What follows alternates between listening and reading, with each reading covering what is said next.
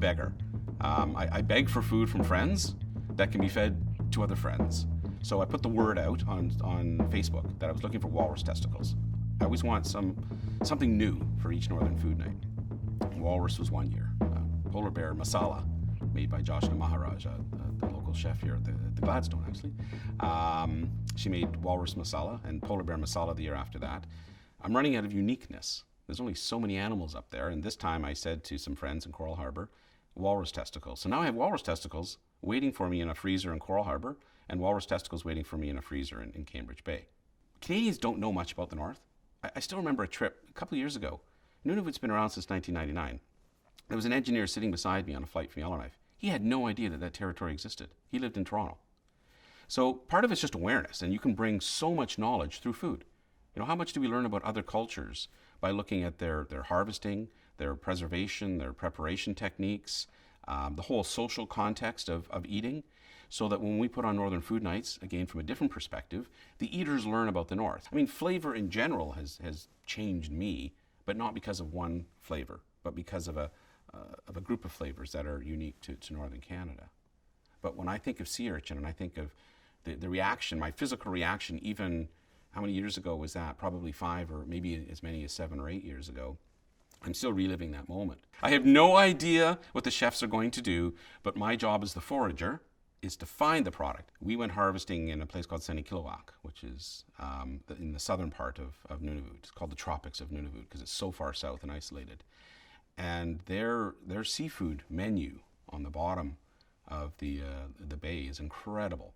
So I paid for a hunter to come out and show us how to harvest.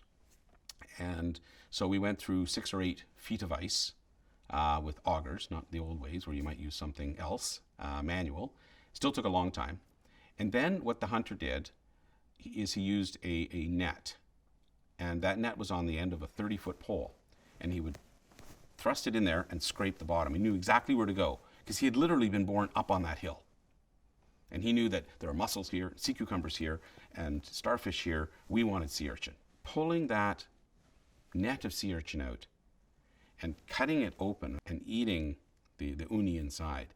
I'm salivating right now, just thinking about it. This is clean water. This is cold, cold water. These are rarely harvested sea urchins that are in incredible abundance. And to open right there, seconds literally, after pulling it out of the water, heaven. It's a fishy, briny, creamy, I want to use the word unctuous, but I don't think that's the right word. It's all those things. It's like a fish cream, just the right amount of salt. You know when the chef gets the seasoning on a steak just right, and you get little hits of salt. That's what it's like, and it just sort of envelops your tongue. I like good food, you know, and this is my food. This is the stuff that I grew up with. This is the stuff that I like, and it's cool. And I like to amaze people and delight people. So there's a bit of a base primitive instinct in there, as well as the sort of higher level wanting to educate. There is a category of proteins in particular that are virtually impossible to get unless you have very, not just transient connections with the North, but firm, solid friends that are prepared to part with what is, you know, very dear to them.